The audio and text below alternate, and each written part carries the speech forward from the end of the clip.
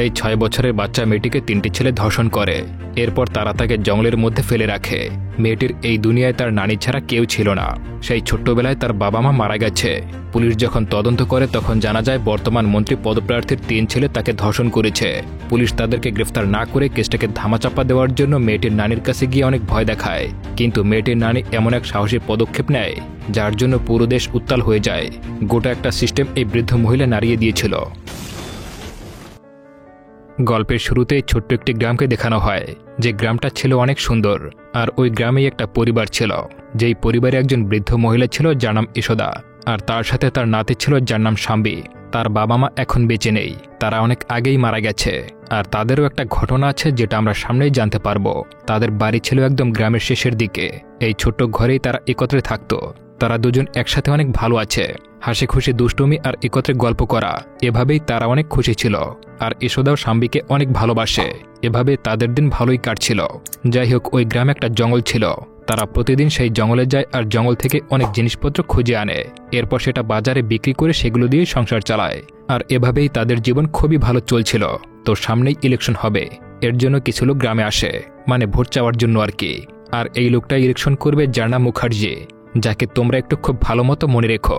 আর সে এখানে সবাইকে মিষ্টি খাওয়ায়। শাম্বিও তখন ওখানে ছিল, তাকেও সে মিষ্টি খাওয়ায় আর বলে, তুমি বড় হয়ে কি হতে চাও? সে বলে, আমি ডাক্তার হতে চাই। আসলে শাম্বির স্বপ্ন ছিল সে ডাক্তার হবে, তাই সে একটা স্কুলে পড়াশোনা করে। প্রতিদিন সে স্কুলে যায়। যাই হোক, সবকিছু ঠিক ছিল। কিন্তু একদিন তারা জঙ্গলে আসে, আর ইশোদা একটা ট্রাক দেখে তখন সে গাছে উঠে যায়। এরপর সে মধু সংগ্রহ করে আর শাম্বিকে সেটা বিক্রি করার জন্য বাজারে পাঠিয়ে দেয়। আর তাকে একটা শর্টকাট রাস্তা দেখায়। শাম্বি তখন অনেক ভয় পায় আর বলে, এই রাস্তা তো অনেক জানোয়ার আছে, যদি তারা আমায় খেয়ে ফেলে। ইশোদা তখন তাকে সাহস দেয়। এরপর তাকে যেতে বলে আর তখন সে রওনা দেয়। কিন্তু কিছু দূরে আসার পর সে একটা শব্দ পায়, এজন্য সে একটু ভয় পেয়ে যায়। সে ভাবে এটা হয়তো সেই জানোয়ার ছিল। তখন শাম্বি একটা লাঠি নেয় আর জঙ্গলের জানোয়ারকে ভয় দেখায়। কিন্তু তখনই সেখানে কিছু ছেলে আসে আর শাম্বিকে জঙ্গলের ভিতরে নিয়ে যায়। তারপর তারা তাকে রেপ করে। একটু পরে আমরা জানতে পারি তারা 3 জন ছিল। এরপর তারা গাড়ি করে বাসায় ফিরছিল আর সবার মুখে একটা হাসি ছিল। আর ওই মেয়েটির সঙ্গে তারা যা করেছে সেটা নিয়ে আলোচনা করছিল, যে কিভাবে মেয়েটি চিৎকার করছিল, কিভাবে তারা তাকে রেপ করেছে। এরপর তারা সবাই গান গাইতে শুরু করে। একটা মানুষ কতটা জানোয়ার হলে এরকমের একটা কাজ করে গান গাইতে পারে, একবার ডিপলি চিন্তা করুন। যাই হোক, শাম্বির অবস্থা খুব খারাপ ছিল। একটু পরে সেখানে কিছু বাচ্চারা আসে আর শাম্বিকে পড়ে থাকতে দেখতে পায়। এরপর তারা ইশোদার কাছে আসে, ইশোদাকে খবর দেয়। তখন দৌড়ে শাম্বির কাছে তারা চলে আসে। তাকে দেখে ইশোদা কান্না করতে থাকে। এরপর শাম্বিকে হাসপাতালে আনা হয়। ডাক্তারকে বলে, দয়া করে আমার শাম্বিকে বাঁচাও, তাকে জঙ্গলের জানোয়াররা কামড়েছে। একটা ডাক্তার তখন শাম্বিকে পরীক্ষা করে। এরপর সে ইশোদার কাছে এসে বলে, তোমার নাতনিকে জানোয়াররা কামড়ায়নি, 3 জন লোক তাকে রেপ করেছে। এটা শুনে সে হতবাক হয়ে যায়। কিছুক্ষণ সে চুপ করে থাকে। এরপর সে শাম্বিকে দেখে আর তারপর সে কান্নায় ভেঙে পড়ে। সে কি করবে বুঝেই উঠতে পারছিল না। যাই হোক, এই দৃশ্যটা ছিল খুবই ইমোশনাল। তো এই খবরটা তখন পুলিশকে বলা হয়। কিন্তু এই ধরনের কেস একটা মেয়ে পুলিশ তদন্ত করে, আর সে এখন প্রেগনেন্ট অবস্থায় ছিল, এর জন্য সে ছুটিতে আছে। বাকি পুলিশগুলো ইলেকশন ক্যাম্পে বিজি আছে। এর জন্য এই কেসটা এই পুলিশকে দেওয়া হয় যার নাম মানি। মানি তখন ইশোদার কাছে আসে। প্রথমে সে ইশোদাকে ভরসা দেয়, বলে, শাম্বির সম্পর্কে আমি সবকিছু জানি। এটা শুনে আমার খুবই খারাপ লেগেছিল। আমারও 10 বছরের একটা বাচ্চা আছে। আর এই দেশে অনেক লোক আছে যারা আপনার সম্মান বাঁচানোর জন্য আপনাকে কিস করতে বারণ করবে, কিন্তু সাহস করে আপনি একটা কিস করে দেখুন, আমরা তাদেরকে ধরে ফেলব। ইশোদাও তখন রাজি হয়ে যায়। পরের দিন পুলিশ এই জায়গায় আসে। সেখান থেকে প্রমাণ সংগ্রহ করতে থাকে। আর ওই জঙ্গলে অনেকগুলো সিসিটিভি ক্যামেরা ছিল, আর এখানেও ক্যামেরা ছিল। পুলিশ তখন সেই ভিডিও সংগ্রহ করে আর শাম্বির খবর মিডিয়াও জানতে পারে, আর তারা একটা নিউজও করে।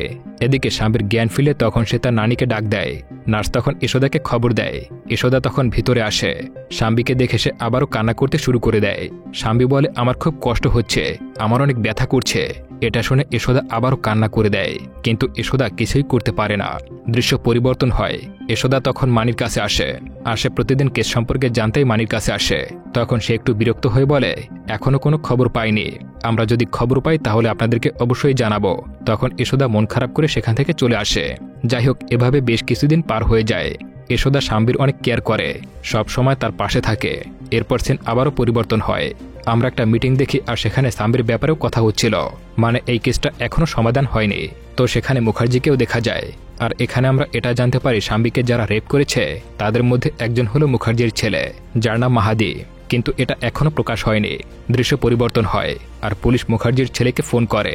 এরপর তাকে স্বামীর সম্পর্কে বলে ওখানকার একটা ক্যামেরায় তোমাদের সবকিছু রেকর্ড হয়ে গেছে, এখন শুধু সেটা টেলিকাস্ট করা বাকি আছে। এটা শুনে সবাই অনেক ভয় পেয়ে যায়। আর তখনই মুখার্জির উকিল সেখানে আসে। মাহাদি তাকে সবকিছু খুলে বলে। উকিল তখন পুলিশকে ফোন দেয় আর তার সঙ্গে কথা বলে। পুলিশ তখন উকিলের কাছ থেকে 3 কোটি টাকা চায় আর অর্ধেক টাকা আগেই দিতে হবে, বাকি টাকা দিতে হবে কেস বন্ধ হওয়ার পরে। উকিল বলে কেসটা তুমি কিভাবে বন্ধ করবে? পুলিশ বলে ওই বুড়ির কাছ থেকে একটা সাইন নেব আর তাকে কিছু টাকা দিব, আর যদি সে রাজি না হয় তাহলে তাকে মেরে ফেলবো আর কেসটাও তখন বন্ধ হয়ে যাবে। উকিলের কাছে আর কোনো অপশন ছিল না, তাই সে পুলিশের কথায় রাজি হয়ে যায়। এরপর দৃশ্য পরিবর্তন হয়। আমরা শাম্বী আর যশোদাকে দেখতে পাই যারা শুয়ে আছে, কিন্তু হঠাৎই তার ঘুম ভেঙে যায়। সে অনেক ভয় পেয়েছিল। শাম্বী তখন কান্না করতে থাকে। এরপর সে তার নানিকে একটা প্রশ্ন করে, ওই 3 জন ভাইয়া কেন আমার সঙ্গে ঝগড়া করলো? আমার তো এখনও খুব কষ্ট হচ্ছে। এই কথা শুনে যশোদা শাম্বীকে বুকে টেনে নেয় আর সে অনেক কান্না করতে শুরু করে দেয়। সে বুঝতে পারছে না কি বলবে। আর এই দৃশ্যটা ছিল হার্ট টাচিং একটা দৃশ্য। পরের দিন সেই পুলিশ যশোদার বাড়িতে আসে এবং তাকে মিথ্যা কথা বলে। তারা বলে যেখানে শাম্বীকে রেপ করা হয়েছিল সেখানে আমরা কোনো প্রমাণ পাইনি, আর আপনার বয়সও হয়েছে, আপনি কোর্ট কাছারি কেন করবেন? এতে আপনার সময় নষ্ট হবে আর শাম্বীরও জীবনটা ধ্বংস হয়ে যাবে। সে তার স্বপ্নটাও পূরণ করতে পারবে না। তার থেকে আপনাকে একটা কথা বলি, এই পেপারে একটা সিগনেচার করে দেন আর এই 50,000 টাকা রেখে দেন। এরপর অন্য একটা গ্রামে গিয়ে জীবন শুরু করুন। তখন সে একটু অবাক হয় আর বলে, আপনি তাহলে তাদেরকে চেনেন? পুলিশ বলে, হ্যাঁ, তাদেরকে আমি চিনি। তারা অনেক ধনী মানুষ। আমরা যদি তাদের বিপক্ষে যাই তাহলে আমার চাকরি চলে যাবে আর আপনার জীবনটাও চলে যেতে পারে। আমার কথাটা শোনেন আর এখানে একটা সিগনেচার করে দেন। কিন্তু যশোদা তার কথায় রাজি হয় না। পুলিশ তাকে অনেক বোঝায়, তাকে অনেক রিকোয়েস্ট করে, কিন্তু তাতেও তেমন কোনো লাভ হয় না। আর আস্তে আস্তে পুলিশ তার সঙ্গে খারাপ ব্যবহার করতে শুরু করে আর যশোদাকে ভয় দেখায়, কিন্তু তারপরেও যশোদা রাজি হয় না। পুলিশ তখন রাগ করে। এরপর যশোদাকে ধাক্কা মারে আর শাম্বীর গায়ে হাত তোলে। যশোদাও তখন এসব দেখে অনেক রেগে যায় আর পুলিশের হাতে একটা আঘাত করে। এরপর পুলিশের সঙ্গে ফাইট করতে শুরু করে আর একটা সময় পুলিশকে একটা পাথর মারে। পুলিশ তখন অজ্ঞান হয়ে যায়। এরপর যশোদা ঘরে আসে আর ঘর থেকে টাকা নিয়ে নেয়। তারপর সে শাম্বীকে পিঠে তোলে আর ওখান থেকে পালিয়ে যায়। একটু পর সেখানে পুলিশ আসে আর মানিকে এই অবস্থায় দেখে তারা তাকে হাসপাতালে নিয়ে যায়। আর একটা পুলিশ এসে তার ঘর তল্লাশি করে, যেখানে যশোদার একটা ফটো ছিল। পুলিশ তখন এসে তার ছবি তোলে। এরপর সেই ছবি প্রত্যেকটা ডিপার্টমেন্টের কাছে পাঠিয়ে দেয় আর বলা হয় তাকে খুঁজে বের করতে। এদিকে আমরা যশোদাকে দেখতে পাই সে পালাতে পালাতে একটা সময় রাস্তায় চলে আসে। সময়টা তখন সন্ধ্যা ছিল, চারদিকে প্রায় অন্ধকার। সে বুঝতে পারছে না এখন সে কি করবে আর এখান থেকে সে কোন দিকে যাবে। তখন সে সৃষ্টিকর্তার কাছে প্রার্থনা করে। ঠিক তখনই একটু দূর থেকে একটা বাস আসতে দেখা যায়। এরপর সেই বাসটা কাছে আসে। যশোদা তখন বাসে ওঠে আর এই লোকটার নাম ছিল আবু, যে ছিল বাসের কন্ডাক্টর। এই সময় সে আবুর কাছ থেকে একটা টিকিট নেয়। বাসটা তখন রওনা দেয়। এরপর সকাল হয়ে যায় আর বাসটা একটা বাস স্টপে থামে। আর তখন শাম্বীর পিপাসা লাগে। যশোদা তখন শাম্বীকে ওখানে রেখে পানি নেওয়ার জন্য বাইরে আসে। তখনই টিভিতে একটা নিউজে তাকে দেখানো হয় আর নিউজে এটা বলছিল যে একটা বয়স্ক মহিলা পুলিশের উপরে হামলা করেছে আর সেই পুলিশের অবস্থা এখন খুবই খারাপ। আর এই নিউজটা সেই উকিলও দেখতে পায়। সেই বাস স্ট্যান্ডে কিছু ছাত্রদের দেখতে পাই যারা শাম্বীর বিচারের জন্য আন্দোলন করছিল আর ওখানে পুলিশও ছিল। তারা ওই আন্দোলনে যশোদাকে খুঁজতেছে। আর যশোদা যখন পানি নিয়ে বাসে ফিরছিল তখন এক কনস্টেবল তাকে দেখে ফেলে, কিন্তু তাকে গ্রেফতার করে না। সে বলে, তোমরা এখন বিপদে আছো, এখান থেকে তোমরা চলে যাও। তখন সে দ্রুত বাসে চলে আসে। আসলে এই কনস্টেবল মানির সঙ্গে ছিল আর সে সবকিছুই জানে। যশোদাকে বাঁচানোর জন্যই তাকে এই তথ্য দিয়েছে। এরপর বাসটা রওনা দেয়। এদিকে বাইরে তখনও আন্দোলন চলছিল আর এই লোকটা সেই আন্দোলনকে ফালতু বলছে। বলে, এত চিৎকার করার কি দরকার আছে? তাদের আওয়াজ শুনতে শুনতে আমার কানটা ব্যথা হয়ে গেছে। তখন বাসে একটা লোক ছিল যার নাম ছিল প্রকাশ। সে ওই লোকটাকে তখন বোঝাতে থাকে যে একটি ফেরিওয়ালা যখন আওয়াজ করে তখন পাবলিক তার কাছে আসে আর তার কাছ থেকে জিনিসপত্র নিয়ে নেয়। আর এটাও ঠিক ওই রকমের, যদি তারা আওয়াজ না করে তবে উপরের লোকগুলো কিভাবে আসবে? বাসে এতগুলো লোক আছে, তাদের কিছুই যায় আসে না। তারা একবারও জানতে চায় না যে স্বামীর সঙ্গে আসলে কি হয়েছে। আর এই ঘটনাটা আমাদের বাংলাদেশে অহরহ ঘটেই থাকে। বন্ধুরা, আপনি কোথা থেকে দেখছেন কমেন্ট করে জানিয়ে দিন। যাই হোক, আমরা সবাই নিজের চিন্তাই করি, অন্যের কিছু নিয়ে ভাবার কোনো সময় পাই না। আমরা একবারও ভাবি না যে আমাদের সঙ্গেও এমনটা হতে পারে। যাই হোক, একটু পরে সেখানে একটা বৃদ্ধ আসে বাস ড্রাইভারকে খাবার দেয়, কিন্তু বৃদ্ধের আসতে একটু দেরি হয়েছিল। ড্রাইভার বৃদ্ধকে বলে, আজকে লেট হলো কেন? সেই বৃদ্ধ বলে, বাস স্টপে কিছু ছাত্ররা আন্দোলন করছিল। আমি শুনলাম 3 জন লোক একটা বাচ্চা মেয়েকে রেপ করেছে আর তাদেরকেও খাবার দিতে হলো, এর জন্য একটু দেরি হয়েছে। তখনই সেই ঘটনা বাসের সবাই জানতে পারে আর তাদের ভেতরে একটু মায়া হয়। বাচ্চাটার জন্য তাদের একটু খারাপ লাগে। বাসে তখন শাম্বীর সম্পর্কে কথা হয়। তখন একটা পলিটিশিয়ান বলে শাম্বীর সঙ্গে এমন কিছুই হয়নি, এই ঘটনাটা সম্পূর্ণ মিথ্যা। আর তারপরে সে একটা ঘটনা বলে। সে বলে শাম্বী মধু বিক্রি করতে বাজারে গিয়েছিল। কিছু লোক সেই বাচ্চার মধু কিনতে আসে, কিন্তু দামটা ঠিকঠাক মতো দেওয়া হয় না, এজন্য বাচ্চাটা তাদেরকে বকতে থাকে। আর একটা লোক বাচ্চাটাকে 2-3টা চর মারে।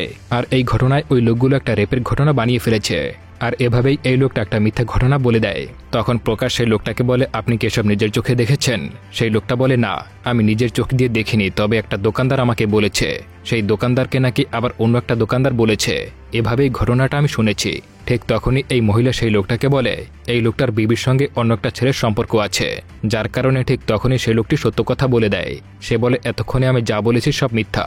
মূলত সে ছিল বর্তমান এমপি দলের লোক, আর তারাই এই গল্পটা তৈরি করেছে যেন মানুষগুলো খেপে না যায়। এর মধ্যে প্রকাশ তাদের দুজনকে দেখতে পায়। শাম্বীর চোখে একটা ভয় দেখে এতে তার একটু সন্দেহ হয়।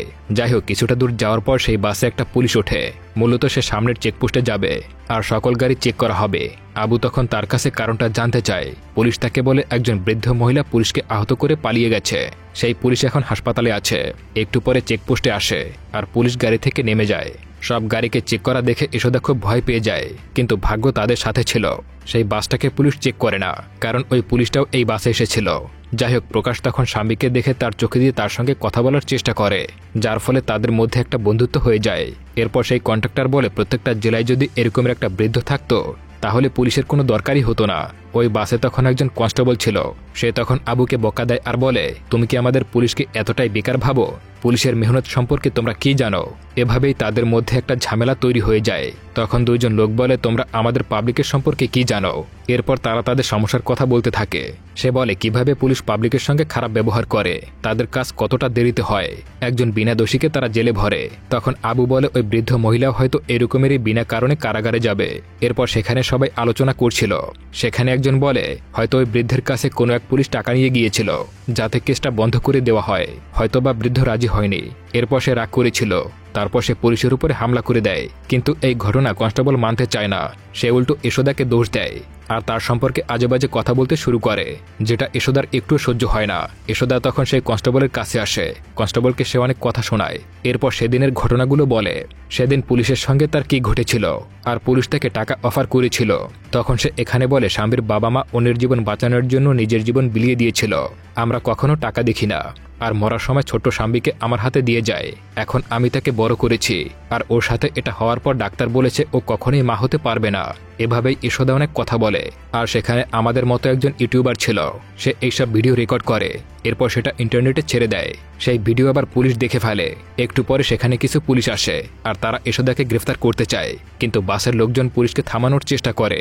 পুলিশ তখন তাদেরকেও গ্রেফতার করতে চায়, কিন্তু প্রকাশ তখনই বুঝতে পারে এগুলো হচ্ছে সব ভুয়া পুলিশ। এরপর বাসের সবাই মিলে তাদেরকে ইচ্ছেমতো ধোলাই দিতে থাকে। তখন স্বামীর সাথে প্রকাশের একটা ভালো সম্পর্ক তৈরি হয়ে যায়। বাসের আরও কিছু মহিলা তাদেরকে দেখাশোনা করতে শুরু করে। সবাই তাদের দুজনকে অনেক ভালোবেসে ফেলে, কিন্তু সেই কনস্টেবল এখনও পুলিশের পক্ষে ছিল। সে এখনও এশোদার সম্পর্কে আজেবাজে কথা বলছিল। আবু তখন অনেক রাগ করে কনস্টেবলকে মাঝ রাস্তায় নামিয়ে দেয়। একটু পরে আবু প্রকাশের কাছে আসে আর তাকে জিজ্ঞাসা করে ওই লোকগুলো কে, আর ওই লোকগুলো কেন বাচ্চাটিকে মারার জন্য এসেছিল। প্রকাশ বলে, 2012 সালে একটা নিয়ম তৈরি হয়েছিল, আর এই নিয়মটা মূলত বাচ্চাদের জন্য বানানো হয়েছিল। যেই বাচ্চারা নির্যাতিত হবে তাদের জন্যই এই নিয়মটা। এই নিয়মে কালপিটকে প্রমাণ করতে হবে সে মূলত অপরাধী না। আর এই নিয়মের জন্য অ্যাপেক্স নামের একটা আলাদা কোর্ট আছে। আর সেই কোর্টের জজ যদি একবার বিশ্বাস করে যে সেই কালপিটই কোনো বাচ্চাকে রেপ করেছে, তখন বিনা প্রমাণে সেই কালপিটকে শাস্তি দেওয়া হবে। মানে এই কোর্টে সবকিছু নিরপেক্ষ, যেটা মূলত ভারতে আছে। কিন্তু তারপরেও তো রেপ করা বন্ধ করতে পারেনি। যাই হোক, তখন প্রকাশ বলে, এখানে যদি বাচ্চাটাকে মারা যায় তখন কেসটা বন্ধ হয়ে যাবে। এই জন্যই মূলত বাচ্চাটিকে মারার জন্য ওই লোকগুলো এখানে এসেছে। আর এখানে আমরা এটা জানতে পারি প্রকাশ মূলত একজন উকিল। এখানে বসে সে কোর্টে একটা দাখিল পেশ করে। এরপর আমরা সেই কনস্টেবলকে দেখতে পাই, যাকে বাস থেকে নামিয়ে দেওয়া হয়েছিল। সে তখন ওই পলিটিশিয়ানকে ফোন করে যে এখনো বাসে ছিল। সে বলে, তোমার নম্বরটা আমি পুলিশকে দিয়ে দিয়েছি। পুলিশ এখন তোমার নম্বরটা ট্র্যাক করবে আর ওই বৃদ্ধ মহিলাকে ধরে ফেলবে। তুমি যেভাবেই হোক বাসে থাকো। এই কথা বলে সে ফোনটা কেটে দেয়, কিন্তু সে এখন তাকে পছন্দ করতে শুরু করেছে। তাই সে এশোদার মুক্তি চায়। এই জন্য সে বাস থেকে ফোনটা ফেলে দেয়। আর এই লোকটা তখন একটা শর্টকাট রাস্তা দেখায়। প্রকাশ তখন একটা ভিডিও কল করে আর প্রকাশ শাম্বীকে বলে, তোমার সঙ্গে যা কিছু ঘটেছে সেটা জর্জকে বলো। শাম্বী তখন জর্জকে সব খুলে বলে। এদিকে আমরা মুখার্জিকে দেখতে পাই, সে তার লোকজনকে দিয়ে ওই পুলিশকে মেরে ফেলে যেন এই দোষটা বর্তমান মন্ত্রীর ঘাড়ে আসে। এদিকে বাসটা শহরে পৌঁছে যায়। তখন মুখার্জির ভোটের মিছিল যাচ্ছিল। শাম্বী তখন গাড়িতে একটা ছবি দেখে, যেই ছবিটা ওই গাড়িতে ছিল। আর এই কথাটাই শাম্বী প্রকাশকে বলে। এটা শুনে প্রকাশ বুঝতে পারে মুখার্জির লোকেরাই হয়তো শাম্বীর সঙ্গে এমনটা করেছে। প্রকাশ তখন সিদ্ধান্ত নেয় যেভাবেই হোক জঙ্গলের ফুটেজ কালেক্ট করতেই হবে। ওই বাসে তখন ইউটিউবার ছিল, সে তার এক বন্ধুকে কল করে ওই জায়গার সিসিটিভি ক্যামেরা হ্যাক করতে বলে আর ফুটেজগুলো সংগ্রহ করতে বলে।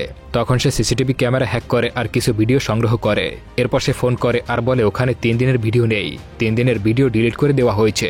এটা শুনে প্রকাশ অবাক হয়ে যায়। এরপর সে তার ফেসবুক ওপেন করে আর মেহেদি এবং তার বন্ধুদের ফটো শাম্বীকে দেখায়। এই ফটো দেখে শাম্বী অনেকটাই ভয় পেয়ে যায়। তখন এই ফটো কোর্টে পাঠায়। জর্জ তখন তাদেরকে কোর্টে আসতে বলে। এই খবর যখন মেহেদি এবং তার বন্ধুরা জানতে পারে তখন তারা এটাই কোনো কর্ণপাত করে না। বলে এইসব কেস আমাদের কাছে নতুন কিছু না, আমরা যাব আবার চলে আসব, আমাদেরকে কেউ আটকে রাখতে পারবে না। এরপরে আমরা সেই বাসকে দেখি যার পেছনে আরও একটা গাড়ি ছিল।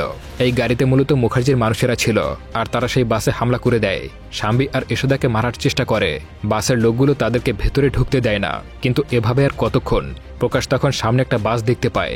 এরপর বাসটার কাছে আসলে সামনে দিয়ে তারা ওই বাসটায় উঠে যায়। একটা সময় পর তারা সবাই যখন ওই বাসে উঠে যায় তখন এই বাসটা পানিতে পড়ে যায়। তখন মুখার্জির লোকেরা এটাই ভাবছিল বাসের মানুষ হয়তো সব মারা গেছে। আর এই খবরটা তখন টিভিতে দেখানো হয়। মুখার্জি তখন মিডিয়ার সামনে আসে আর কান্নার মিথ্যে অভিনয় করতে থাকে আর এইসব দোষ দেয় বিপক্ষ দলকে। কিন্তু তারা তখনই জানতে পারে শাম্বী আর এশোদা এখনো বেঁচে আছে আর তারা এখন কোর্টে যাচ্ছে আর এই কাজের পেছনে তার ছেলের হাত রয়েছে। এটা শুনে মুখার্জি অবাক হয়ে যায়। দৃশ্য তখন পরিবর্তন হয় আর সবাইকে আমরা কোর্টে দেখতে পাই, যেখানে আমরা মুখার্জির উকিলকে দেখতে পাই। সে জর্জকে অনেক মিথ্যা প্রমাণ দেখায়, বলে সেদিন ওই ছেলেরা বাহিরে ছিল। এরপর টিকিট দেখায়, কিন্তু প্রকাশের কাছে কোনো প্রমাণ ছিল না। তখন সে একটা রহস্যের কথা বলে, যেমন সিসিটিভি ফুটেজ না থাকা, একই দিনে এই 3 জন মানুষের লোকেশন গায়েব হয়ে যাওয়া। কিন্তু জর্জ তখন বলে তুমি ভালো করেই জানো কোর্টে প্রমাণ দরকার। প্রকাশের কাছে তখন একটাই রাস্তা ছিল, সেটা হলো শাম্বীকে নিয়ে আসা। প্রকাশ তখন তাকে সামনে আনে আর তাদের 3 জনকে দেখে শাম্বী অনেক ভয় পেয়ে যায় আর সেখানেই কান্না করে দেয়। এটা জর্জ দেখতে পেয়ে অবাক হয়ে যায়। তখন সেও সবকিছু বিশ্বাস করে নেয়। এরপর জর্জ এটা বলে যে এই কোর্টে অনেক লোক ছিল যাদেরকে দেখে শাম্বী ভয় পায়নি, কিন্তু এই 3 জনকে দেখে সে অনেক ভয় পেয়েছে। এখানেই আমরা বুঝতে পারি এই 3 জন শাম্বীর সঙ্গে খুব খারাপ কিছু করেছে। এর জন্য এই 3 জনকে সারা জীবনে জেলে থাকতে হবে। এটা শুনে ওখানকার সবাই অনেক খুশি হয়ে যায়। সবাই তখন আনন্দ করছিল, সবাই খুবই খুশি ছিল, কারণ এই লড়াইয়ে সবাই একত্রে ছিল। শাম্বী তখন প্রকাশকে খোঁজে আর প্রকাশও আজকে খুবই খুশি ছিল। এরপর শাম্বী আর এশোদা প্রকাশের কাছে আসে। এরপর শাম্বী প্রকাশকে চুমু খায়। এরপর সে বিদায় নিয়ে ওখান থেকে চলে যায় আর গল্পটা এখানেই শেষ হয়ে যায়। বন্ধুরা, এরকমের ঘটনা আপনার আমার আশেপাশেই হয়ে থাকে। যদি আমরা এখনও সোচ্চার না হই তাহলে আর কখনোই হব না। সামনে ছোটখাটো যত ধরনের অন্যায় দেখা যাবে সেটারই প্রতিবাদ করতে হবে। আজকের মতো এখানেই বিদায় নিচ্ছি। পরবর্তী ভিডিও দেখার আমন্ত্রণ রইল।